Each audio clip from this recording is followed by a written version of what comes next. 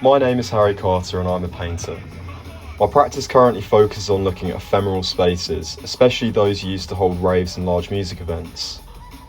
When I was a teenager, my friends and I were bored of growing up in a small town, and we started going to large music events.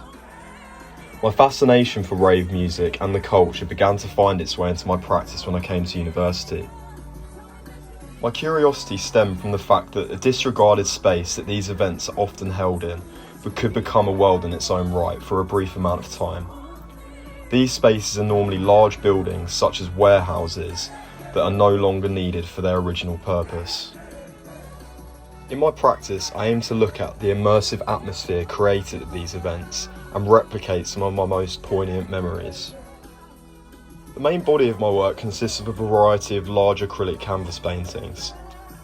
I found with most of my practice that I prefer working on a large scale, as the body of work was more atmospheric the larger the pieces were. I'm also interested in the footprint left behind from these events, for example the unwanted or disregarded and the lost items left behind. In some of my work I've used real-life objects that I've collected from these events. I use a variety of abstract gestural mark making when painting these pieces, as I want to capture the raw energy created in these environments. Listening to music in my practice is crucial as it helps immerse me in my work and gives me a sense of being in the environments I'm trying to create. During my practice I have taken inspiration from Mark Leckey, a contemporary artist from Liverpool, who explores various aspects of British culture, including the rave scene. Although Leckey works in a different media to me, his core values are related to mine as his practice focuses on times past and reflects on memories from his youth. I love the way he combines footage from events from his era with the ominous message that these enjoyable environments always come to an end. A painter who has influenced me is Jose Parla, who hides sentences and swirls and patterns in his work so only he can read them, as they're personal to him, whilst he leaves it up to the viewer to imagine what they could mean. This is a concept I work with in my own practice. Whilst it is clear what I am depicting, there are hidden messages, details and memories I include. People and objects that have stood out to me from the memory I am illustrating.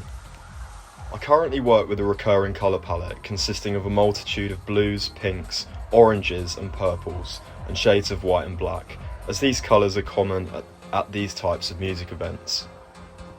Having the same colour palette communicates well in the space as a body of work. My use of tone is also very important due to the light in the paintings often being atmospheric, colourful and erratic. All of my pieces are heavily layered.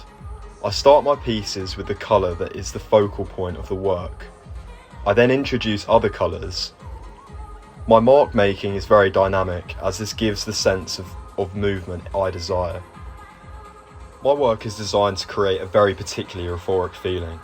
It isn't meant to always be a clear thing or place, as it is based off my own personal memories, unlike videos and pictures. The atmosphere I create is meant to convey a feeling of confusion and intoxication, replicating the feeling in a rave environment. Memories are often disjointed and never completely clear, which influences the style. In form and shape, my work is deliberately blurred as things do not appear clear in rave environments. Using overlapping and indistinct shapes and forms is a key theme.